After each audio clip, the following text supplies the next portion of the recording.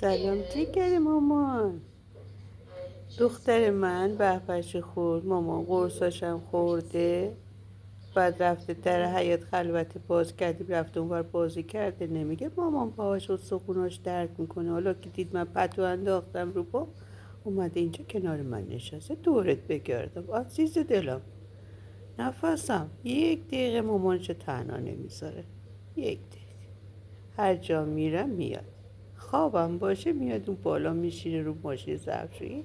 مامانش مواظب. آره، ای دورت بگرد.